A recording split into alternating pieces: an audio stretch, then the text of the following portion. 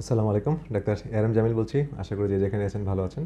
আজকে একটি common health problem, এটা আমরা অনেকেই সাফার করছি, সেটা হচ্ছে টিনিয়া ভার্সিকুলার একটা ফাঙ্গাল ইনফেকশন, যেটা বাংলায় আমরা অনেকে ছুলি নামে চিনি। আমাদের শরীরে অনেক সাদা সাদা স্পট হয়, স্পেশালি ঘাড়ে, আর্মপিটে, চেস্টে, ব্যাকে, এসব জায়গায় হয়। তো এটা অনেক সময় বয়সন্ধিকালে হয়, একটু হরমোনাল চেঞ্জের সময় হয়, অথবা যাদের শরীরে ইমিউনিটি কম থাকে তাদের ক্ষেত্রে হয়। তো এই বিষয়গুলো আসলে ন্যাচারালি কিছু সলিউশন আছে, এবং এটার কারণটা কি এটা নিয়ে কিছু কথা ইনফরমেশন আপনাদের সাথে শেয়ার করব। সেটা হচ্ছে আমাদের শরীরে অনেক ফ্রেন্ডলি ইস্ট থাকে। আমাদের এটা নর্মাল ফ্লোরার একটা অংশ। ফ্লোরা মানে আমাদের শরীরে আমাদের উপকারী ব্যাকটেরিয়া, ফাঙ্গাস যেমন থাকে, ক্ষতিকারক ব্যাকটেরিয়া, ফাঙ্গাসও থাকে। এটার একটা ব্যালেন্সের মধ্যে থাকে। তো নর্মালি আমাদের স্কিনের মধ্যেও অনেক ভালো ইস্ট আছে, যেটা ন্যাচারাল ফ্লোরার পার্ট।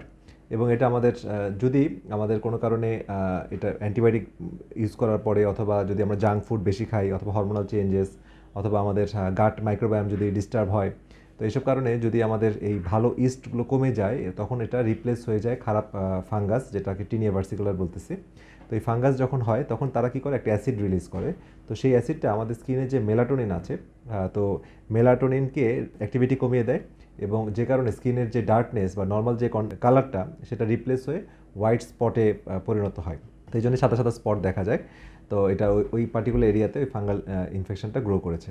তো এটা 80% ক্ষেত্রে এটার মানে রিকারেন্স রেট অনেক বেশি থাকে, কারণ আমরা রুট কজটাকে ট্রিটমেন্ট করতে পারি না। এই জন্যে সাময়িক সময়ের জন্য অ্যান্টিফাঙ্গাল ক্রিম অথবা বিভিন্ন লোশন অথবা শ্যাম্পু ব্যবহার করি অ্যান্টিফাঙ্গাল, তো দিলে সেটা ভালো হয়ে যায়, কিন্তু আবার অনেক সময় ক্ষেত্রে এটা রিকার করে।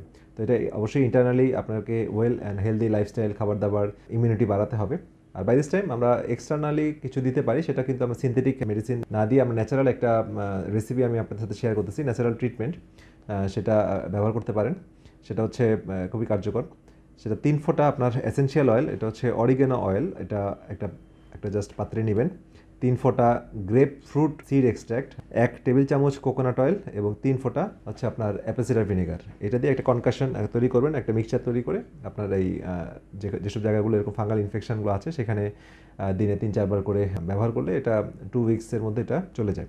তো এখন এটা এক ন্যাচারাল বিষয়, কিন্তু অবশ্যই এটা ইন্টারনাল বিষয়টা খেয়াল রাখতে হবে, যে ইন্টারনালি আমাদেরকে ইমিউনিটি ভালো রাখতে হবে। তাহলে এই বিষয়গুলো, ফাঙ্গাল ইনফেকশন তখনই গ্রো করে যখন ইমিউনিটি কম থাকে। সেটা ইমিউনিটি কমে যেতে পারে, বললাম যে অযাচিত অ্যান্টিবায়োটিক ব্যবহার করা, অযাচিত স্টেরয়েড জাতীয় ওষুধ ব্যবহার করা, বা জাঙ্ক ফুড খাওয়া, এক্সেস সুগার ক্রেভিং যাদের আছে, বা সুগার গ্রহণ করা, এই জাতীয় সমস্যা যাদের আছে।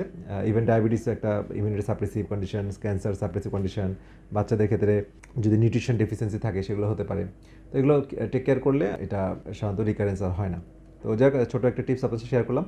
সবাই ভালো থাকেন, সুস্থ থাকেন। পরবর্তী ভিডিও দেখা আমন্ত্রণ রইল। আল্লাহ হাফিজ।